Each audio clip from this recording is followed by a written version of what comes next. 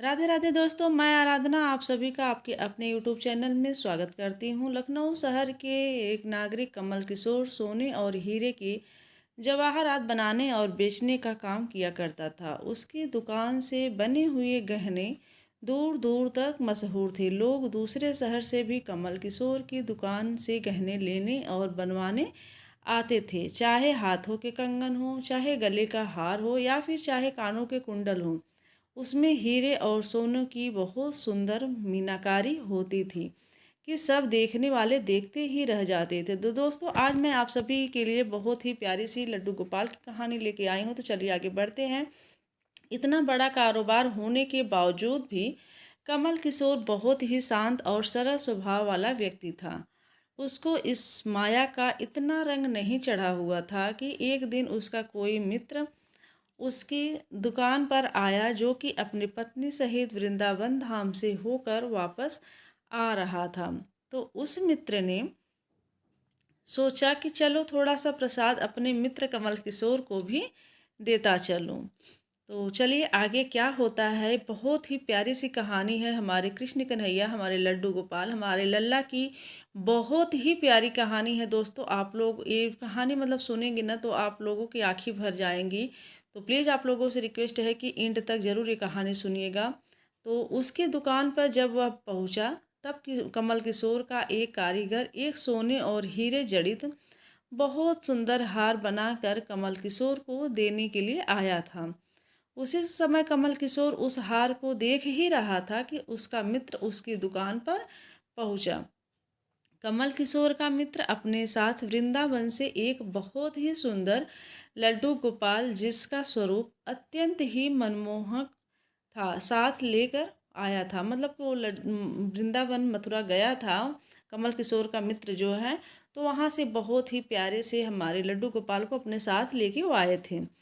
तो जब उसका मित्र दुकान पर बैठा तो उसकी गोद में लड्डू गोपाल जी विराजमान थे। कमल किशोर लड्डू गोपाल जी के मनमोहक रूप सौंदर्य को देखकर अत्यंत आनंदित हुआ।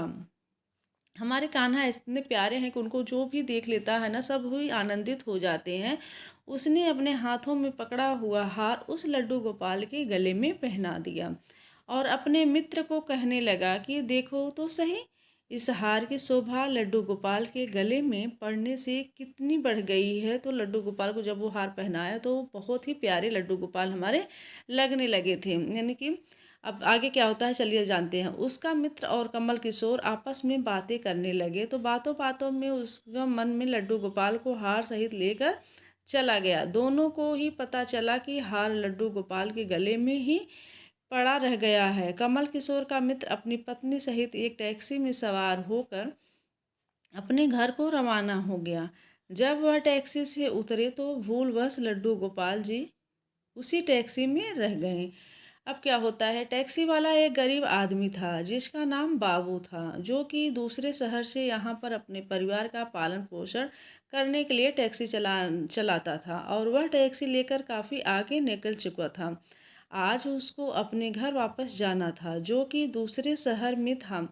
जब टैक्सी लेकर बाबू अपने घर पहुंचा तो उसने जब अपनी टैक्सी की पिछली सीट पर देखा तो उसका ध्यान लड्डू गोपाल जी पर पड़ा, जो कि बड़े शाही तरीके से पिछली सीट पर गले में हार धारण करके सुंदर सी पोशाक पहनकर हाथ में बांसुरी पकड़े हुए पसर कर बैठे हुए हैं।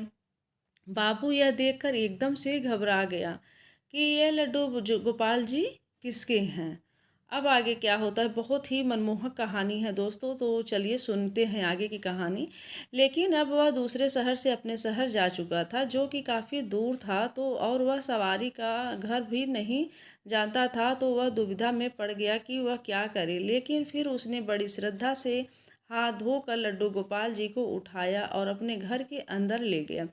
जैसे ही उसने घर के अंदर प्रवेश किया, उसकी पत्नी ने उसके हाथों में पकड़े लड्डू गोपाल जी को जब देखा, तो इतने सुंदर स्वरूप वाले लड्डू गोपाल जी को देखकर उसकी पत्नी ने झट से लड्डू गोपाल जी के को अपने पति के हाथों से ले लिया। अब आगे की कहानी में जानते हैं कि आगे की कहानी में क्या होता है। उसकी पत्नी जिसकी 8 साल शादी को हो चुके थे, उसकी अभी तक कोई भी संतान नहीं थी। लेकिन गोपाल जी के हाथों में लेते ही उसका वात्सल्य भाव जाग उठा। उसकी ममतामयी और करुणामयी आंखें झरझर बहने लगी। ममतावश और वात्सल्य भाव के कारण ठाकुर जी को गोद में उठाते हुए उसको ऐसा लगा उसने किसी अपने बच्चे को गोद में उठाया है। उसके स्तनों से अपने आप दूध निकलने लगा। अपनी ऐसी दशा देखकर बाबू की पत्नी मालती बहुत ही हैरान हुई। उसने कसकर गोपाल जी को अपने सीने से लगा लिया और आंखों में आंसू बहाती बोलने लगी, अरे बाबू, तुम नहीं जानते हो कि आज तुम मेरे लिए कितना अमूल्य चीज लाए हो। बाबू कुछ समझ नहीं पा रहा था कि मेरी पत्नी को अचानक से क्या हो गया है। लेकिन उसकी पत्नी तो जैसे बावरी सी हो गई थी। वह गोपाल जी को जल्दी जल्दी अंदर ले गई और उससे बातें करने लगी। और लाला, इतनी दूर से आए हो तुम्हें भूख लगी होगी। और उसने जल्दी जल्दी मधु और घी से बनी चूरी बनाकर और उनको दूध गर्म करके ठाकुर जी को भोग लगाया। और उधर कमल किशोर ने जब अपनी दुकान पर हार को ना देखा तो उसको याद आया कि हार तो ठाकुर जी के गले में ही रह गया है। तो उसने अपने मित्र को संदेश भेजा। तो मित्र ने आगे से जवाब दिया कि अरे मित्र, वह माखन चोर और चित चोर हार सहित खुद ही चोरी हो गया है। मैं तो खुद इतना परेशान हूँ। कमल किशोर अब थोड़ा सा परेशान हो गया कि इतना कीमती हार ना जाने कहाँ चला गया। मुझे तो लाखों का नुकसान हो गया। लेकिन फिर भी अपने सरल स्वभाव के कारण उसने अपने मित्र को कुछ नहीं कहा। और उसने अपने मन में सोचा कि कोई बात नहीं, मेरा हार तो ठाकुर जी के ही अंग लगा है। अगर मेरा भाव सच्चा है तो ठाकुर जी उसको पहने रखे। और उधर बाबू और उसकी पत्नी मालती दिन रात ठाकुर जी की सेवा करते। अब तो मालती और बाबू को लड्डू गोपाल जी अपने बेटे जैसे ही लगने लगे। तो लड्डू गोपाल जी की कृपा से अब मालती के घर एक बहुत ही सुंदर बेटी ने जन्म लिया। इन सब बातों का श्रेय यह लड्डू गोपाल जी को देते हैं कि यह हमारा बेटा है और अब हमारी बेटी हुई। अब हमारा परिवार पूरा हो गया। मालती लड्डू गोपाल जी को इतना स्नेह करती थी कि रात को उठ उठ कर देखने जाती थी कि लड्डू गोपाल जी को कोई कष्ट तो नहीं है। ऐसे ही एक दिन कमल किशोर व्यापार के सिलसिले में दूसरे शहर आना पड़ा जहाँ पर बाबू रहता था। लेकिन दुर्भाग्यवश जब वह उस शहर में पहुंचा तो अचानक से इतनी बारिश शुरू हो गई कि कमल किशोर को जहाँ पहुंचना था वहाँ पहुंच न सका। और तब वहाँ बाबू अपनी टैक्सी लेकर आ गया और उसने परेशान कमल किशोर को पूछा, बाबूजी, आप यहाँ क्यों खड़े हो? बारिश तो रुकने वाली है नहीं और सारे शहर में पानी भरा हुआ है। आप अपनी मंजिल तक ना पहुंच पाओगे और ना ही कहीं और रुक पाओगे। तो मेरा घर पास ही है, अगर आप चाहो तो मेरे घर आ सकते हो। कमल किशोर, जिसके पास सोने और हीरे के काफ़ी गहने थे, वह अनजान टैक्सी वाले के साथ जाने के लिए थोड़ा सा घबरा रहा था। लेकिन उसके पास और कोई चारा भी नहीं था और वह बाबू के घर उसके साथ टैक्सी में बैठकर चला गया। घर पहुंचते ही बाबू ने मालती को आवाज़ दी कि आज हमारे घर मेहमान आए हैं, उसके लिए खाना बनाओ।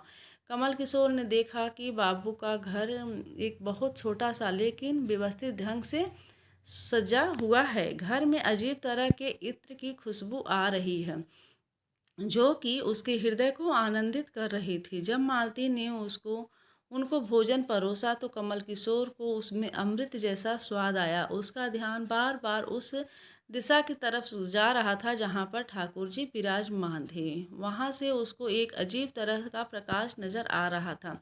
तो हर हार का कमल किशोर ने बाबूजी से पूछा, और अगर आपको कोई एतराज़ ना हो तो क्या आप बता सकते हो कि उस दिशा में क्या रखा है?